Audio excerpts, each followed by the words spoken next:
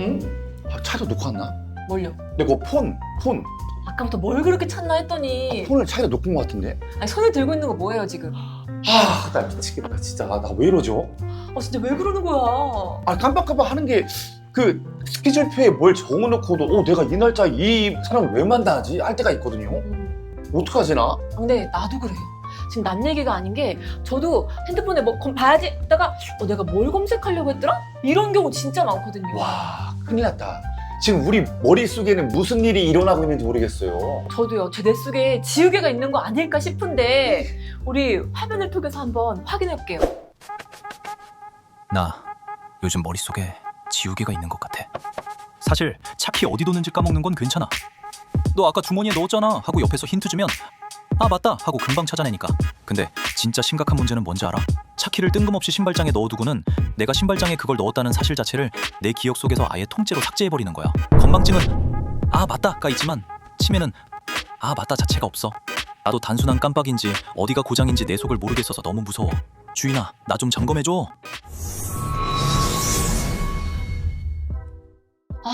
진짜. 안 왔다가 없으면 치매라고요?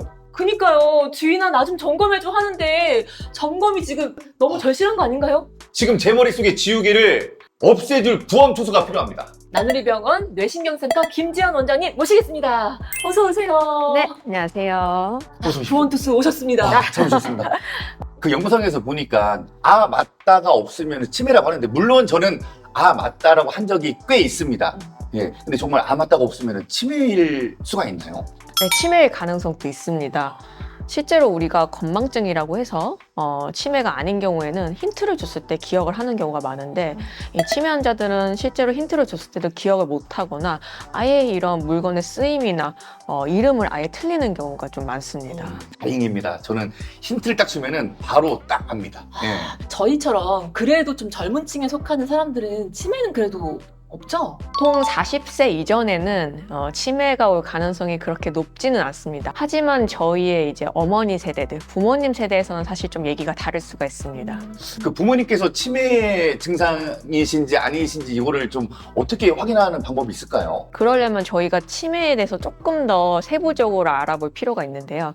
우리가 보통 치매를 얘기하기 전에 아까 말했던 건망증이 있고 건망증과 치매 사이에 경도인지 장애라는 질환이 있습니다. 그래서 우리가 건망증은 실제로 조금 깜빡깜빡하는 게 있긴 하지만 병원에서 인지검사를 했을 때 특별하게 이상이 보이지 않고 일상생활에 지장이 없을 때 건망증이라고 하게 되고요. 검사상의 이상 소견은 분명히 있지만 일상에서 생활하는데 전혀 불편함이 없고 혼자서 생활하는데 지장이 없다. 그렇게 하면 경도인지 장애라고 하고요. 생활에 이제 지장이 있어서 자꾸 뭐 자녀분들이 연락을 해드려야 되거나 뭔가 옆에서 케어를 해드려야 된다.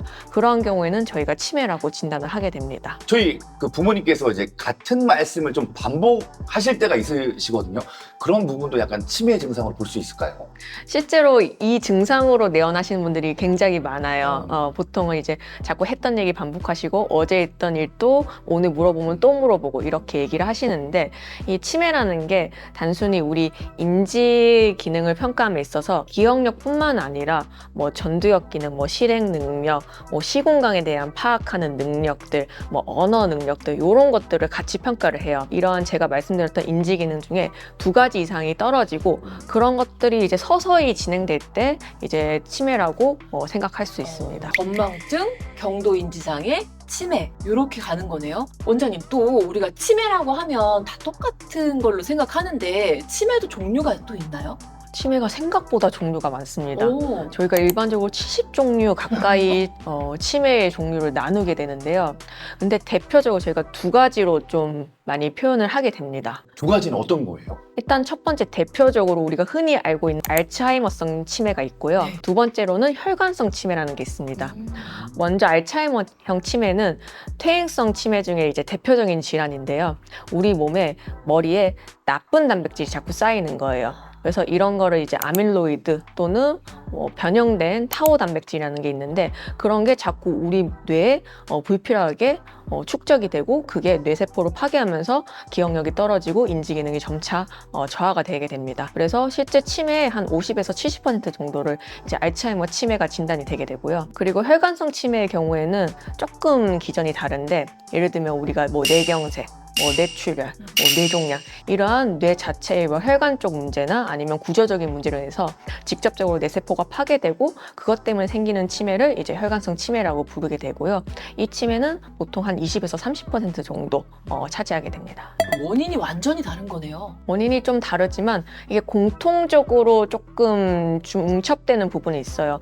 바로 이제 고혈압이나 당뇨, 거지혈증 같은 이러한 대사성 질환들이 이 치매의 위험도를 높일 수 있다는 거예요. 주기적으로 건강검진하고 대사성 질환에 대해서 원인을 감별하고 만약 필요하다면 교정을 해야 두 가지 치매에 대해서 우리가 예방을 해줄 수가 있습니다. 고혈압을 관리하는 게 그 뇌졸중뿐만이 아니고 치매에도 굉장히 효과가 있는 거네요. 네, 맞습니다. 저희가 또 흔히 생각하는 것 중에 하나가 치매는 어차피 걸리면 완치가 되는 병이 아니다라고 생각하거든요. 그래서 굳이 이거를 치료한다고 해서 무슨 효과가 있냐 뭐 이렇게 생각할 수도 있거든요. 실제로 치매에 대해서 환자분들이 완치를 많이 기다리고 계시긴 하세요. 근데 안타깝게도 현실적으로 치매를 완전히 이제 치료할 수 있는 방법이 있진 않습니다. 하지만 치료할 수 없다고 해서 이렇게 손을 놓고 있을 게 아니라 적극적으로 우리가 뭐 예방 치료를 한다든지 약물을 쓰고 뭐 활동 같은 거를 하면서 치매의 진행 속도를 늦춰줄 수가 있습니다. 그 속도를 늦추는 게 그 의미가 있어요. 네, 충분히 의미가 있습니다. 만약에 치매를 치료하지 않고 방치하게 되면은 치매로 인해서 환자분들이 점점 가족도 못 알아보고 내가 일상생활도 못 하게 되고 그러면은 이제 환자한테도 고통이 되고 가족들한테도 모두에게 고통이 돼요. 하지만 치료를 함으로써 치매 속도를 늦추게 되면 내가 그러한 일이 발생하지 않도록 5년, 10년 이렇게 늦출 수 있기 때문에 치매에 대한 치료는 중요하다고 볼 수 있습니다. 맞아요. 사실 암보다 더 무서운 게 치매라고 늘 하잖아요. 그 좀 치매를 예방하기 위해서 노력하는 분들도 굉장히 많으시거든요. 맞아요. 우리 어르신들 보면은 그 치매에 좋다고 하셔가지고 고스톱도 좀 많이 치시고 맞아요. 저 같은 경우에는 이제 견과류, 뭐 아몬드 이런 거 좀 잘 챙겨 먹거든요. 호두 이런 거 뇌 모양처럼 생겨가지고 뇌에 좋다고. 뇌 좋대. 진짜 도움이 되나요? 도움이 됩니다. 실제로 환자분들 고스톱뿐만 아니라 뭐 독서를 한다든지 뭐 일기를 쓰기도 하고 노치언이라고 다른 곳에서 이제 사람들 만나고 같이 음악 프로그램 같은 것도 많이 하시거든요. 이런 활동들이 치매를 예방하는 데 도움이 되고요. 실제로 음식들도 결국엔 제가 아까 앞에서 말씀드린 혈압, 당뇨, 고지혈증하고 전부 다 연결이 돼 있기 때문에 건강한 식단을 유지하는 게 치매 예방에 도움이 됩니다. 네.